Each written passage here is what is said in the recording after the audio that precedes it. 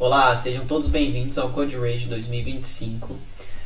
Na minha palestra aqui, que eu vou estar ministrando aqui nesse tempo aqui disponível, vou estar falando aí sobre modernize sem traumas, tá? Como que a gente pode evoluir sistemas Delphis com a técnica Strangler Fig e a nuvem AWS, tá? Então, se te interessa, se você tem vontade de migrar o seu software aí, os seus sistemas legados para AWS ou para qualquer outra cloud, o padrão é o mesmo. Então fique aqui que a dica aqui a gente tem um padrão aí chamado Strangler Fig que vai ajudar muito aí na migração aí do seu software. Então bora lá para a apresentação. Bom, então na nossa agenda a gente vai falar um pouquinho sobre introdução e motivação dessa palestra, um pouquinho sobre os sistemas legados, um pouquinho da história dos sistemas legados aqui no Brasil, né? Alguns desafios, né? Os desafios comuns que a comunidade ou as empresas têm em estar migrando seu software. Vamos falar também sobre modernização incremental, sobre o padrão Strangler Fig, que é o core aqui da nossa apresentação, a cerejinha do bolo. Vantagens de estar utilizando o Delphi. Mostrar aqui no final aqui um estudo de caso e finalizar ali com a estratégia de modernização e também a conclusão aqui da nossa palestra, beleza? Então vamos lá, sem mais delongas. Então, antes de mais nada, quem sou eu, né? Who I am? Então, para quem não me conhece, eu me chamo Armando Neto. Eu sou embarcadeiro MVP do Brasil. Possuo certificação como Delphi Developer. Tenho também certificação da AWS Cloud Practitioner.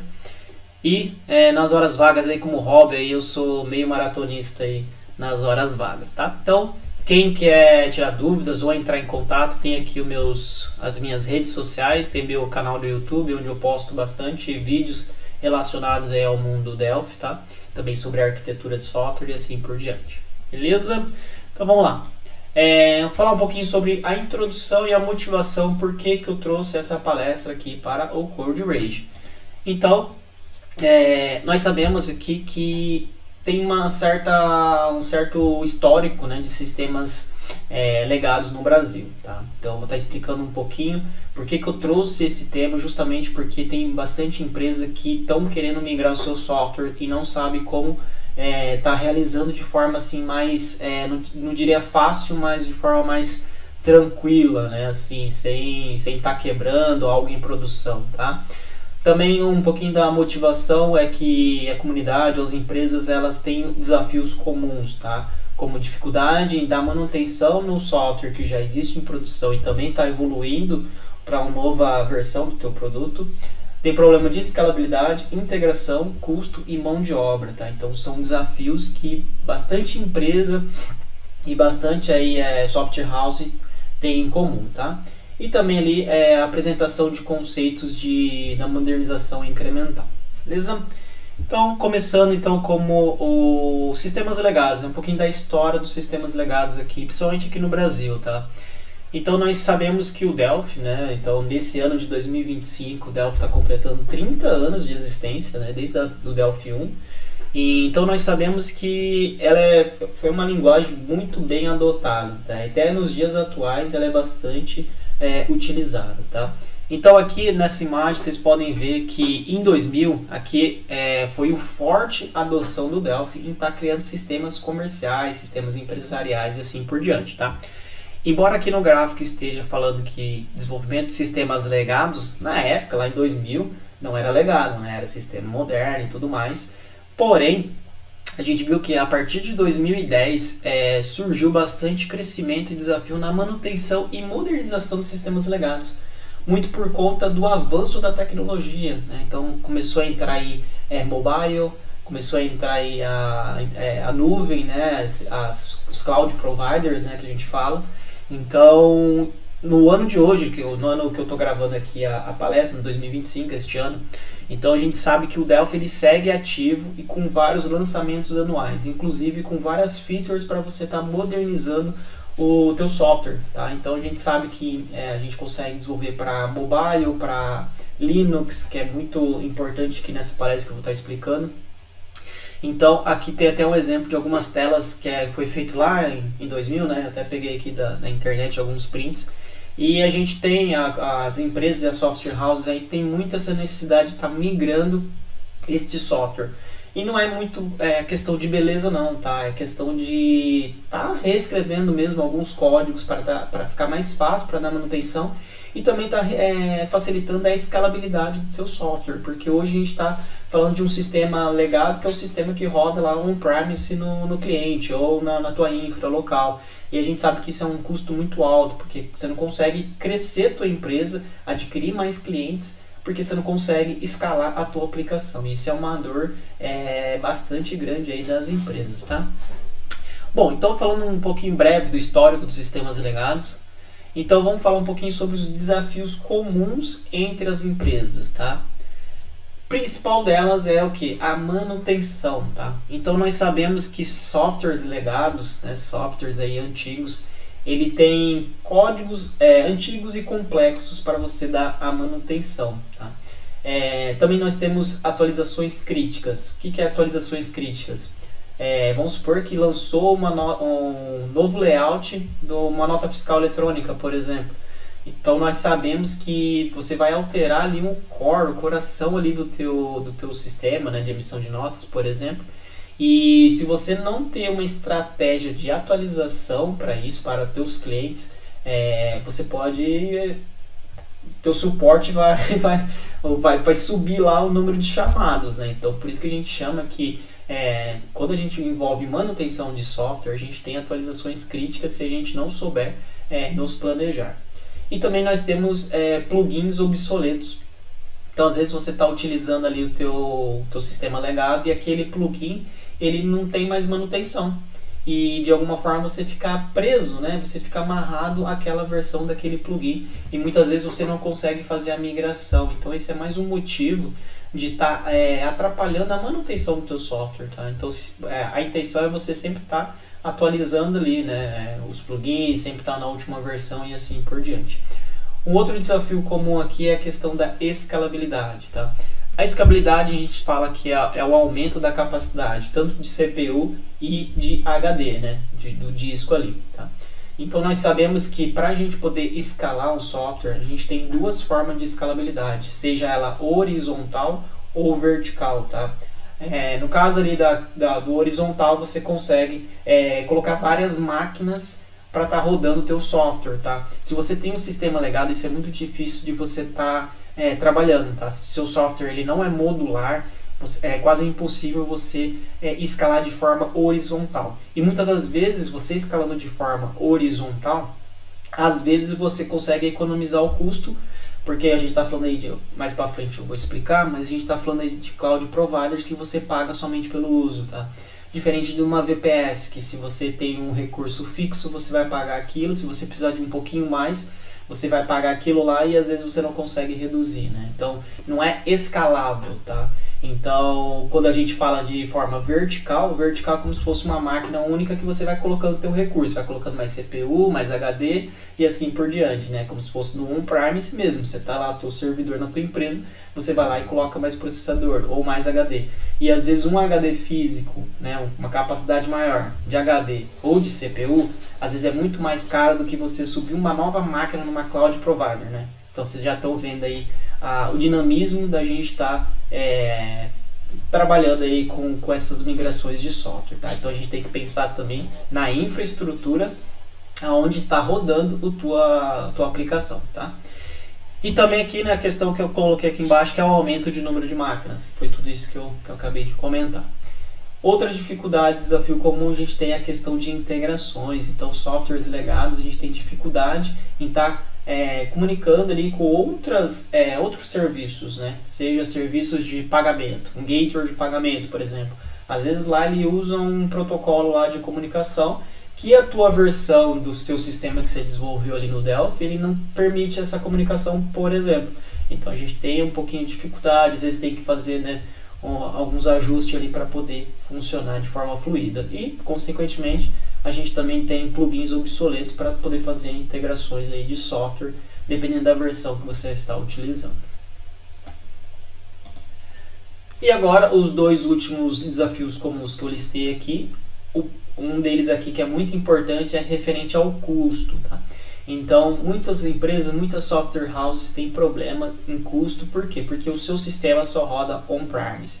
que é on-premise, Armando? É quando você tem a tua infra dentro da sua casa, né? Como se você tivesse o teu servidor, seu servidor da tua empresa lá é hospedado toda a aplicação, ou, né, no teu cliente, ele tem lá um servidor onde o seu sistema é instalado lá.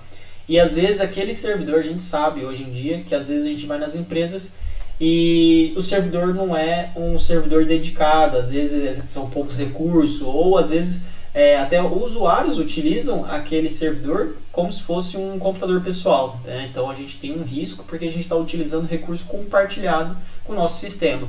Então nós temos um custo porque você vai estar aumentando a capacidade daquele servidor. Muitas das vezes o teu cliente ele não entende, ele não quer aumentar esse recurso e você não consegue explicar ali a real necessidade desse aumento, tá?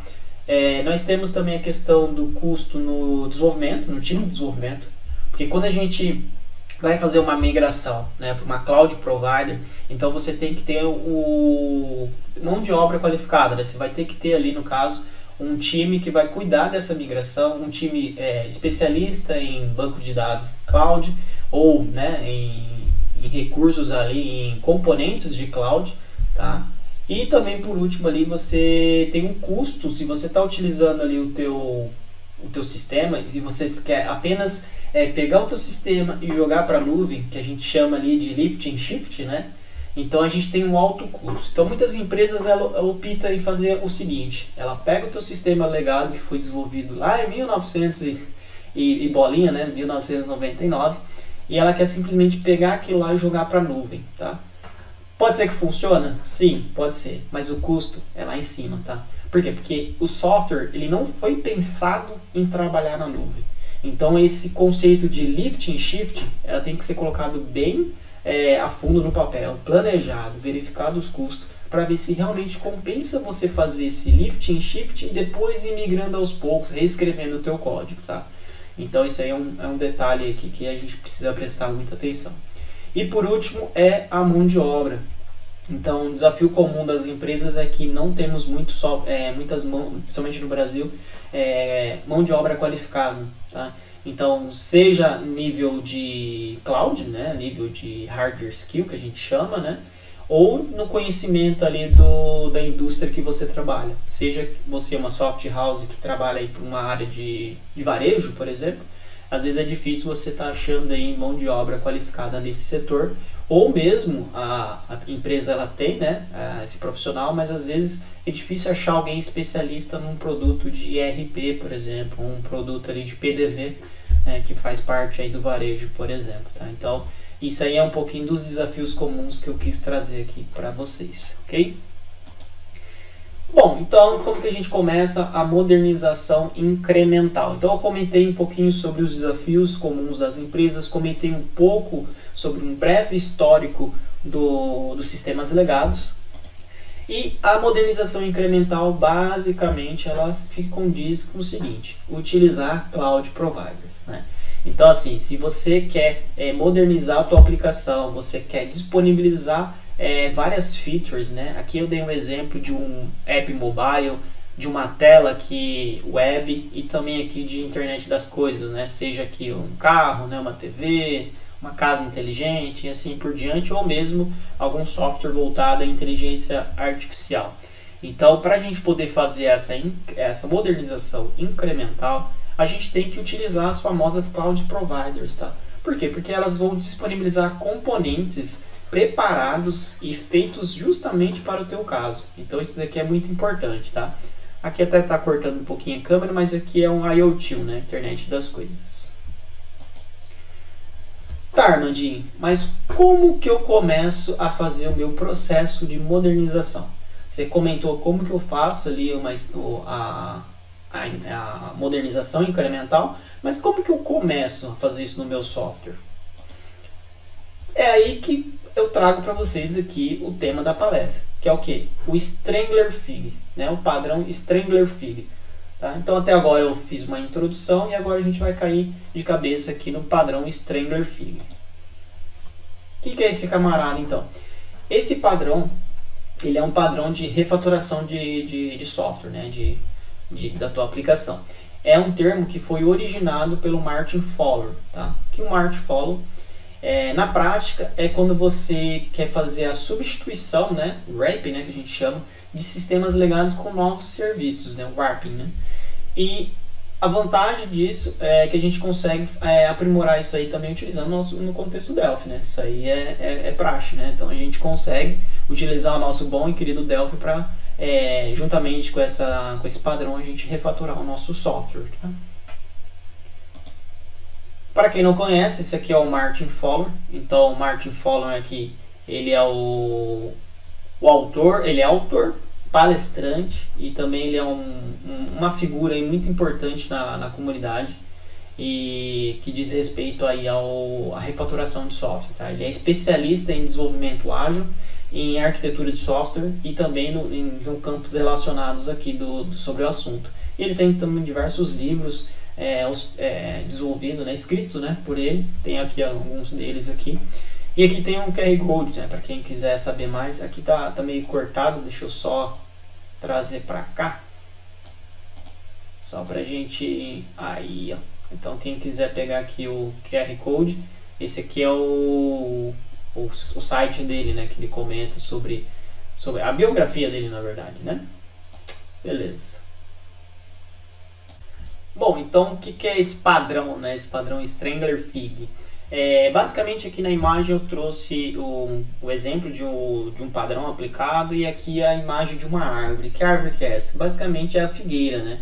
Então por isso que traz esse nome para o padrão. Porque a figueira ela tem várias ramificações. Então se vocês verem aqui na imagem, ó, ela tem galhos aqui saindo de qualquer...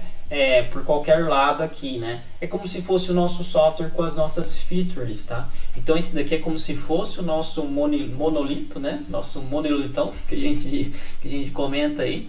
E aqui é como o padrão é você pegar partes dessa ramificação e fazer um novo serviço com ela, tá? Então basicamente é o que, de forma técnica, né? É aqui essa imagem do lado esquerdo.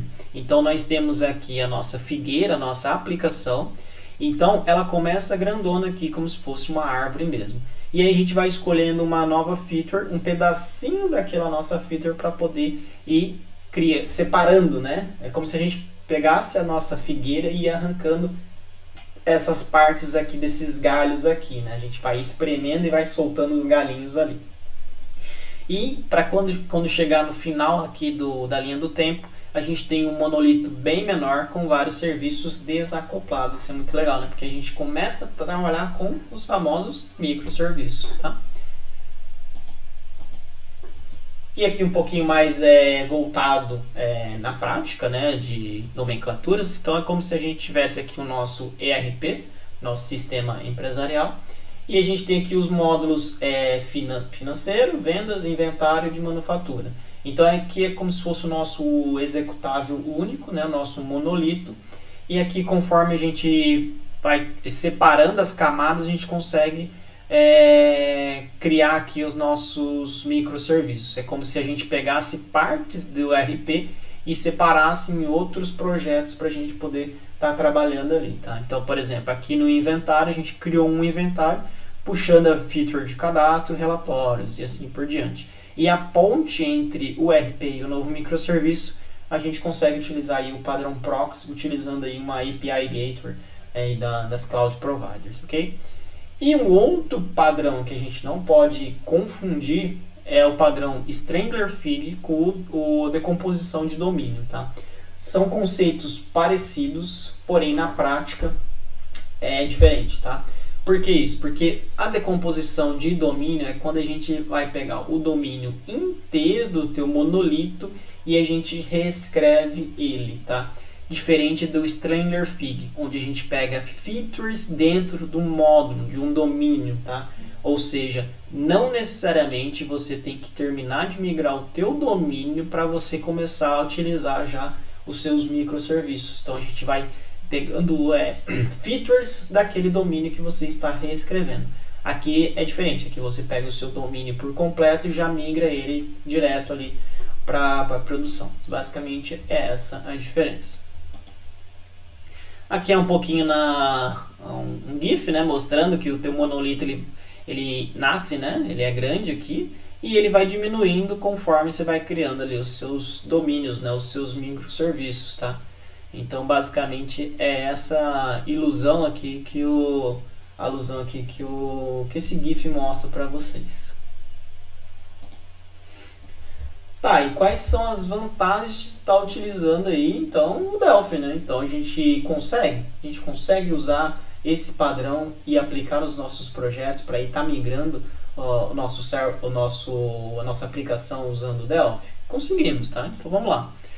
Então, qual é a vantagem? A vantagem é que no Delphi a gente já tem suporte nativo ou componentes open source para estar trabalhando com cloud providers, seja AWS, Google, né, que é a GCP, ou seja Azure, então a gente consegue estar fazendo essas integrações. Tem suporte e facilidade a trabalhar com containers Linux, tá? Por quê? Porque o Delphi ele já compila para o Linux, isso é muito vantagem, digamos assim, escalável, né? Questão de custo, questão de subir uma máquina.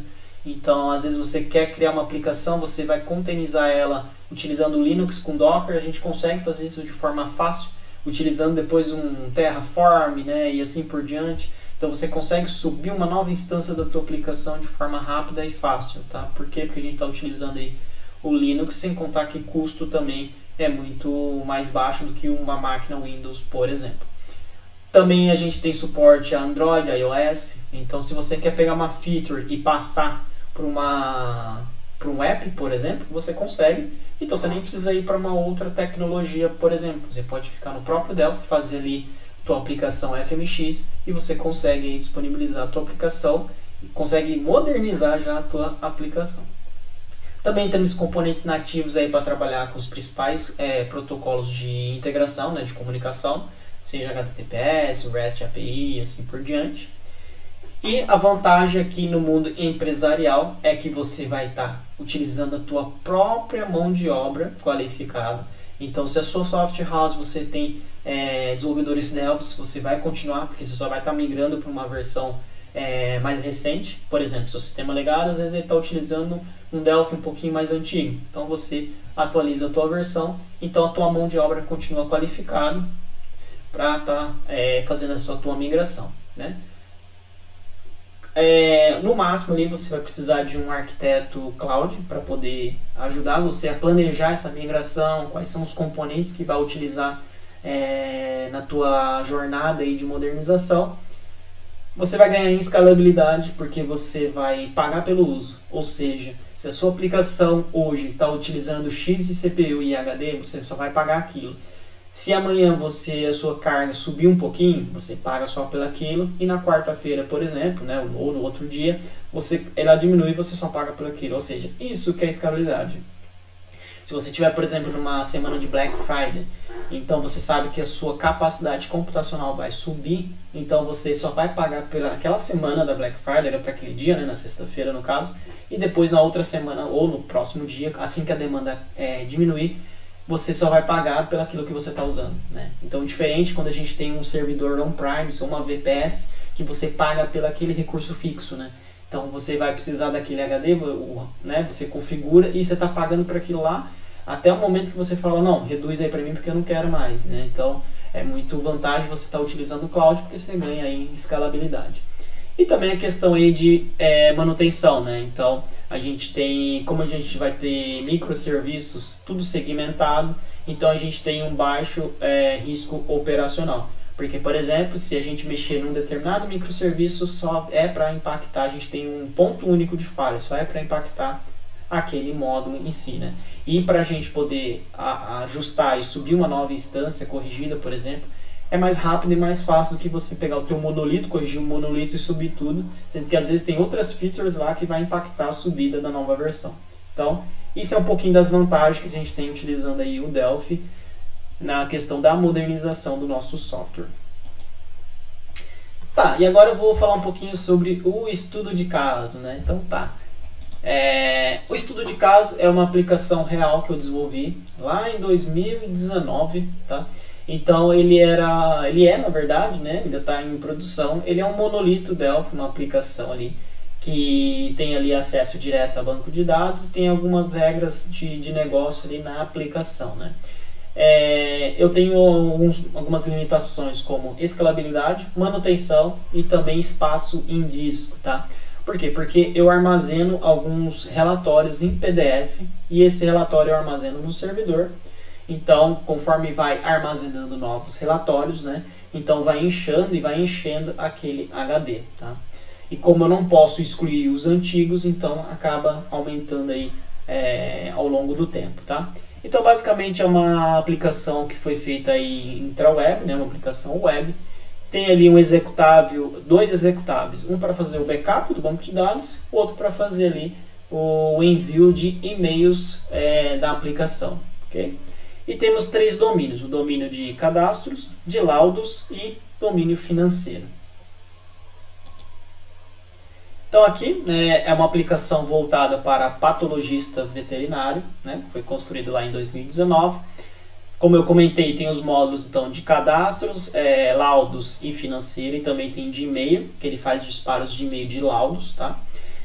Eu trabalho com banco de dados Firebird 2.0. Aqui eu tenho esse executável de robô. O que ele faz, esse backup? Basicamente, ele faz um backup ali do Firebird e sobe para um bucket S3. Tá? E eu tenho também um outro robô de e-mail que faz o envio desses PDFs para os e-mails cadastrados lá para os veterinários. Okay? E tudo isso aqui, esse monolito, ele está sendo rodado, né, dentro de uma VPS que eu tenho contratada aqui do LGB Host. Okay? Então, basicamente, esse é o estudo de caso. A gente tem essa aplicação e a gente vai querer modernizar aos poucos esta aplicação utilizando o padrão Stranger Theme. Então, como que a gente faz?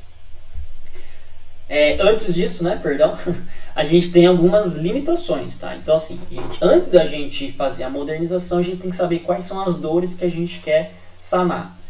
A primeira delas, a gente tem a limitação de espaço em disco. Como eu comentei aqui, ó, vai subindo aqui os PDFs, né, os laudos, e vai enchendo o HD lá do servidor. Outro, a gente não tem um plano de disaster recovery, né? Ou seja, se deu problema naquele servidor ou o seu provedor desse servidor deu problema, né, alguma coisa do tipo, cai tudo. Cai a aplicação, cai site, cai banco, cai tudo, porque está tudo hospedado num único servidor. Isso é muito perigoso. Não tem plano de backup, de restore, então isso realmente, acho que é um cenário de algumas software houses, né? Tem que tomar muito cuidado. Temos que ter sempre um plano aí de disaster recovery. Nós temos aqui baixa segurança. Por que baixa segurança? Porque nós tá tudo armazenado, o nosso monolito, como eu comentei, está tudo no servidor. Não é resiliente, né? Porque se der crash no servidor, vai cair tudo, né? Eu pago o pagamento fixo, mesmo se eu estiver utilizando ou não utilizando a aplicação. Por exemplo, eu sei que em determinado tempo tem alguns clientes, meu cliente, por exemplo, ele não utiliza de madrugada. E eu estou pagando por isso, né? Poderia estar economizando recurso, né? Mas não, eu pago porque eu pago o preço fixo da VPS. E escalabilidade, nesse caso, somente vertical. Eu não consigo escalar de forma horizontal. Por exemplo, vai ter um pico, colocar mais um recurso ali, mais uma máquina, eu não consigo. Eu só tenho que ir lá, ligar para o meu provedor e falar para ele, aumenta aí o CPU ou hard disk, né, ou disco, para eu estar operando, né? Então isso é bem desvantagem porque não é flexível. Então esse aqui é um pouquinho da aplicação, né? Uma telinha aqui de cadastro de laudo. E como que a gente então faz a estratégia de modernização? Neste caso aqui, ó, a gente tem que identificar uma feature, tá? Depois a gente tem que reescrever essa feature como microserviço ou recurso da cloud provider que você trabalha. Nesse caso aqui eu vou estar mostrando pela AWS. Terceiro, a gente tem que fazer a comunicação do nosso legado, né, do nosso monolito feito em Delphi para o novo serviço. Esse novo serviço pode ser feito também pelo Delphi, né? Nada impede. E a gente vai fazendo de forma gradual esse controle de tráfego, se vai para um serviço novo ou se continua no legado. Okay? Então, basicamente, essa é a ilusão aqui que eu trouxe aqui embaixo. Então, basicamente, nosso monolito, a gente faz aqui, aplica o padrão Stranger Theme e vai jogando os recursos ali para a AWS. Neste caso, quais foram os recursos que eu escolhi para estar mostrando aqui para vocês? Basicamente é a maior dor, que é onde que eu vou armazenar esses laudos. Por quê? Porque o nosso laudo, a gente está inchando o HD, vai uma hora lá e vai estourar, ou eu vou ter que pedir mais recurso. Então, neste caso, eu estou utilizando aqui, então, nosso S3, que é o bucket da AWS, onde a gente consegue armazenar objetos lá dentro. Nesse caso, a gente vai armazenar o PDF.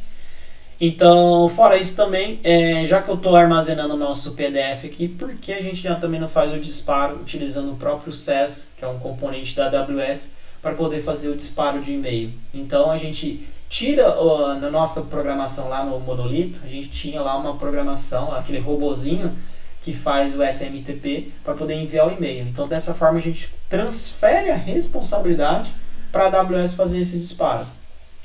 Só que para ela fazer esse disparo e tudo mais, eu tenho que armazenar pelo menos o cadastro básico, né? Alguns campos ali do nosso veterinário, né? Seja e-mail, ID e assim por diante. Então a gente pode utilizar aí o próprio DynamoDB, que é um banco não relacional. Então, basicamente essa é a primeira feature, né?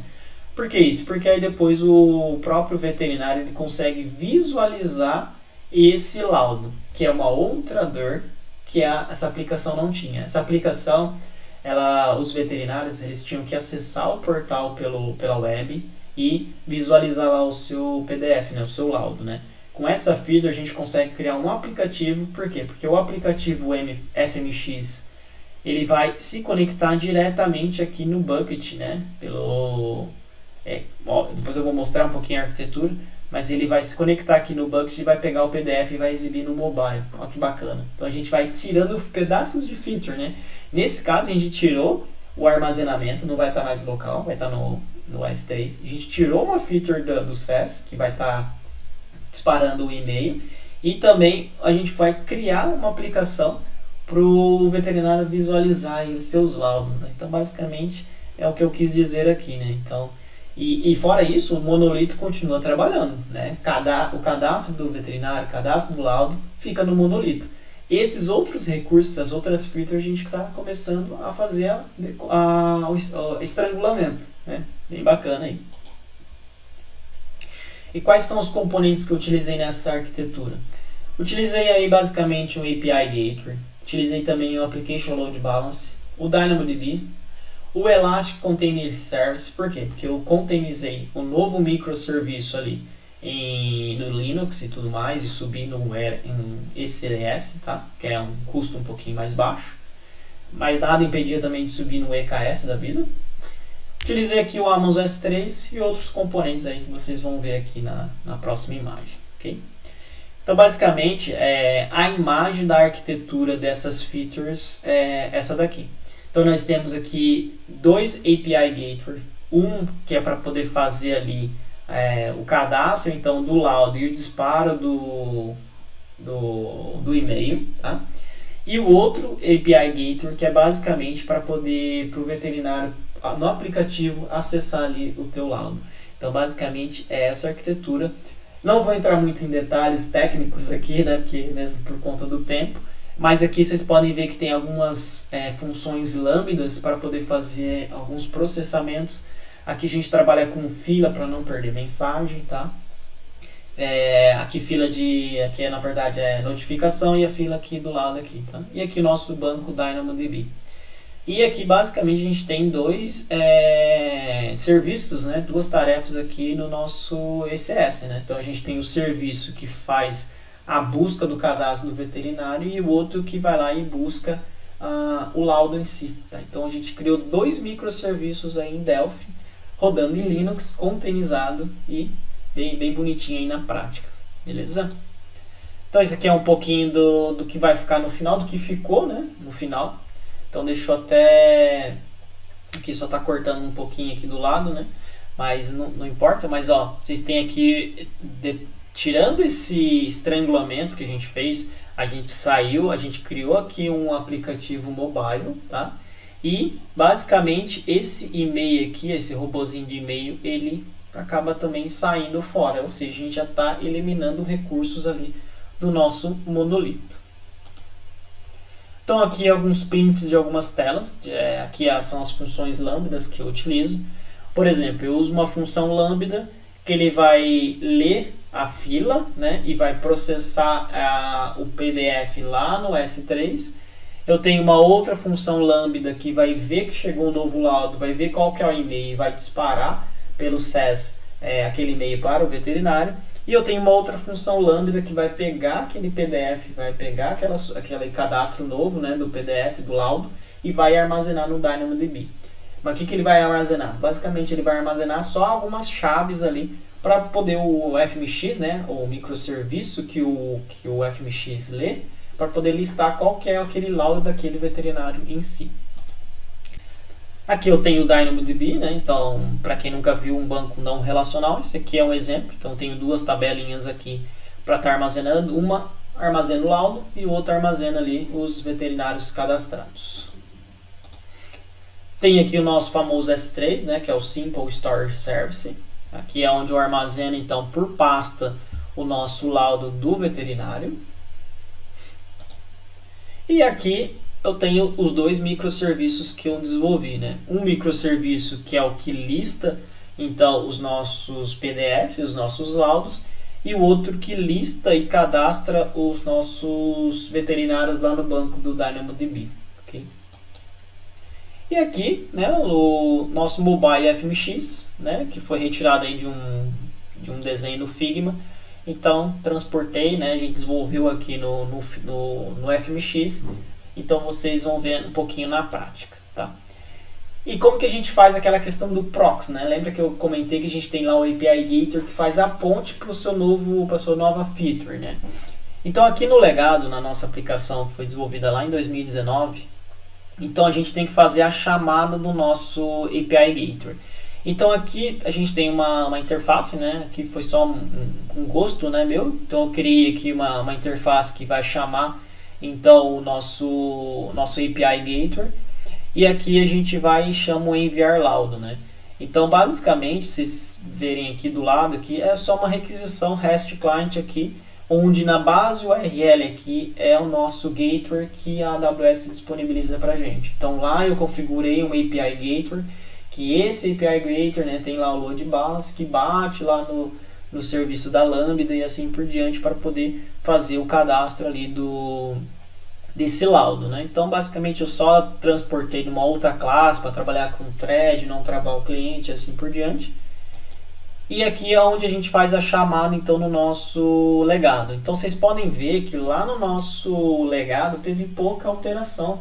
A única alteração que eu coloquei foi essa chamada aqui, ó, quando o rapaz lá, o responsável, está cadastrando o laudo, na hora que ele clica para finalizar, eu só coloquei aqui, ó, enviar laudo bucket S3. Então ele pega e faz toda a regra para poder mandar. Claro, né, que antes aqui, ó, vocês podem ver que eu criei uma classe, né, com thread e tudo mais, né, só para, né, não travar o cliente e tudo mais. Mas isso aqui é algo novo, né? Não precisei mexer no core, no monolito, não precisei mexer no fonte em si. A única alteração foi essa chamadinha aqui. Legal? Tá, Arnaldinho, mas e na prática, como funciona? Vamos ver um pouquinho na prática? Então vamos. Então eu vou clicar aqui para vocês verem a demonstração de como funciona, então, na prática aqui a questão do... funcionando mesmo, né? Para vocês verem como que funciona na prática. Então aqui, ó, eu tô logando, né, com o veterinário. Eu vou basicamente entrar no cadastro de laudos. E aqui do lado eu estou espelhando também o meu mobile, tá? Então aqui eu estou cadastrando. Vou colocar aqui o nome de um animal. O nome aqui da raça. Isso aqui é como se fosse o cadastro básico aí do teu monolito, né? O teu processo. Então eu estou cadastrando, beleza. Eu vou escolher um PDF que eu tenho localmente, né? Que é um laudo, tá? Ele vai demorar um pouquinho, vai carregar aqui. Beleza, ó, carregou. Eu vou inserir então esse laudo e vou clicar para finalizar. A hora que ele finaliza, ó, ele fala que foi enviado o e-mail, né? Vocês podem ver, ó, que eu vou entrar lá no bucket S3 e lá ele já criou 52. O 52 é o meu laudo que eu acabei de incluir, ok? Esse laudo ele vai estar aqui no nosso DynamoDB, Então você pode ver que o 52 já foi lá para a tabela. Basicamente eu guardo as chaves para poder identificar lá no bucket S3. Então ali eu vou pesquisar por empresa só para vocês verem. Ó. E ali ele vai trazer ali o 52. Ou seja, para aquela empresa logada ele cadastrou o 52. E ali vocês vão ver o e-mail que recebeu. Então recebeu ali o e-mail do laudo. Beleza? Aqui ele recebeu 2 vezes porque eu esqueci de desligar o robô que estava do monolito, tá? Então por isso que eu recebi 2 vezes. Mas ali a gente recebe o laudo em PDF, beleza? E agora vamos testar pelo mobile, vamos ver se no mobile a gente recebe. Ó. Então eu vou logar. Nesse momento ele já está verificando o usuário e senha do DynamoDB, batendo no primeiro microserviço e aqui listando os nossos laudos. E quando eu clicar em cima do laudo, ele já vai lá no outro microserviço e lista o mesmo laudo, que está tanto no e-mail, tanto no web e também no aqui o nosso FMX. Né? Então bem bacana, né? Então esse aqui é um pouquinho da demonstração de como que a gente fez esse pedacinho dessas features e utilizando, né, padrão Strangler-Fig aqui na prática. Bom, então para a gente finalizar aqui, conclusão de tudo isso, tá? Uma dica que eu dou, sempre comece pequeno, né? Então a gente tem que escolher uma feature com bom retorno financeiro, né? Então, por exemplo, não adianta você pegar uma feature ali que não vai, você vai aumentar um pouquinho o teu custo na cloud e não vai ter um grande retorno financeiro. E esse retorno financeiro não é simplesmente ali retorno monetário que o teu cliente te pague, mas às vezes você está ali economizando o recurso que você está pagando aí para o recurso computacional, por exemplo, tá? Então escolhe aí uma feature que tem um bom retorno financeiro. Teste, né? Então teste é essencial. Então vocês estão migrando, já vão fazendo teste, seja teste unitário, teste de integração, isso é muito importante. Outro, sempre trabalhar com investigação de log e monitoramento desde o início. Então, você está criando um novo microserviço ou fazendo um novo cloud, utilizando um componente cloud, sempre configure os logs e faça um monitoramento. Isso é muito importante porque isso evita, desde o início, pequenas falhas, né? Então, é essencial. E, por último, conhecimento aí em cloud providers, né? Aqui eu estou dando exemplos da AWS, mas é muito interessante, né, vocês conhecerem outras cloud providers e também conhecer os principais componentes delas, né? Então, por exemplo, o S3 aí que eu comentei, o DynamoDB, API Gateway e assim por diante. Então, a nossa intenção, né, no futuro é a gente, no nosso monolito, nossa figueira, sair aí várias mudinhas, né, várias figueirinhas aí que é as nossas features ali, beleza? Bom, então é isso aí, muito obrigado, espero que vocês tenham gostado. Tem aqui os meus contatos novamente, que, né, caso queiram aí tirar suas dúvidas, mandarem comentários, né? Então tem aqui meu e-mail, meu YouTube, meu LinkedIn, meu Instagram, fiquem à vontade. Muito obrigado e até a próxima.